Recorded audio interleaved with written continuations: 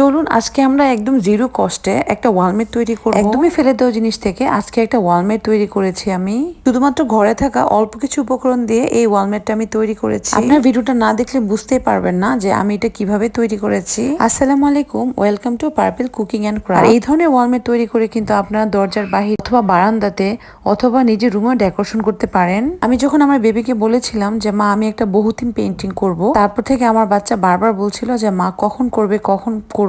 সবকিছু মিলে আসলে সময়টা করে উঠতে পারছিলাম না। তারপর ফাইনালি আমি এটা করেই ফেললাম। এই জন্য প্রথমে আমি এখানে কার্ডবোর্ড নিয়ে নিলাম, মানে ফেলে দেওয়া যে কার্টুন বক্সগুলো থাকে সেগুলো নিয়ে নিলাম। তো সেটাকে আমি এক রাউন্ড শেপ করে কেটে নিলাম, দেখতেই পাচ্ছেন ভিডিওতে।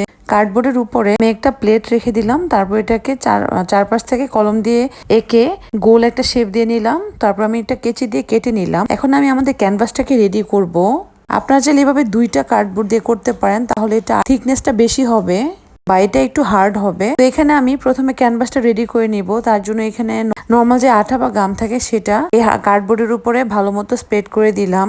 এখন আমি নর্মাল যে টিস্যু পেপার আছে সেই টিস্যু পেপারটা উপরে দিয়ে ব্রাশ দিয়ে ভালো মতো একটু সেট করে নিব। তারপর কার্ডবোর্ডের যে পিছন সাইড আছে সেটা তো একটু সামান্য গাম দিয়ে দিব। তারপর বাড়তি যে টিস্যু পেপারটা কেটে দিব এবং তার পিছনে সুন্দর করে ভালো মতো সেট করে দিব। এখন এটার উপরে একটু সাদা রং ভালো মতো একটু স্প্রেড করে দিব।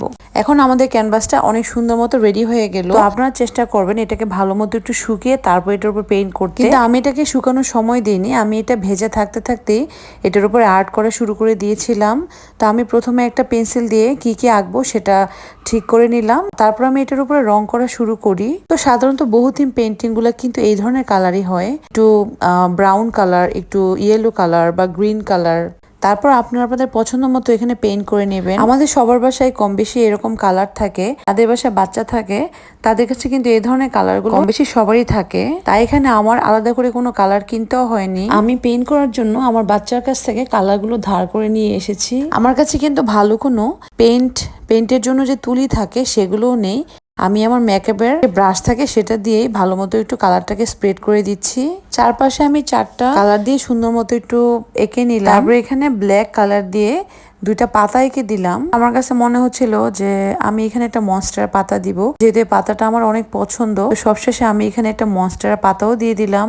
এখন এটাকে ভালো মতো একটু শুকানোর জন্য সময় দিতে হবে। তাইলে এখানে সুই দিয়ে সুতা লাগিয়ে সেটা ওয়ালে পিন করে আটকাতে পারেন, অথবা এখানে পিছনে স্কচ টেপ দিয়েও আটকাতে পারেন, অথবা 2 সাইডেড বা বথ সাইডের যে স্কচ গুলো থাকে সেগুলো দিয়েও আটকাতে পারবেন। আমি একটা মোটা স্কচ টেপ কেটে সেটাকে একটা রাউন্ড টেপের মতো করে দিয়ে দিলাম। তারপর এটাকে পিছনে আটকে দিলাম আর ওয়ালের মধ্যে দিয়ে হালকা করে চেপে এটাকে সুন্দর মতো বসিয়ে দিলাম। পেইন্টটা যখন আমি ওয়ালে লাগিয়েছি তখন এটা ভেজা ভেজা ছিল, পুরোপুরি শুকায়নি। তো পরের দিন মাশাআল্লাহ এটা খুব সুন্দর শুকিয়ে গিয়েছিল। দেখুন কত সুন্দর লাগছে মাশাআল্লাহ। এখানে কালার, তারপর স্কচ টেপ, টিস্যু পেপার, এগুলো আমাদের সবার বাসাতে কম বেশি থাকে, তাই এগুলো কাজে লাগিয়ে আমি সুন্দর ওয়ালমেটটি বা ওয়াল হ্যাঙ্গিংটি তৈরি করেছি। আপনাদের কাছে কেমন লাগলো? যদি ভালো লাগে তাহলে আমাকে লাইক করে দিবেন, আমার চ্যানেলটাকে সাবস্ক্রাইব করে দিবেন। সবাই ভালো থাকবেন, সবাই সবার জন্য দোয়া করবেন। আল্লাহ হাফেজ।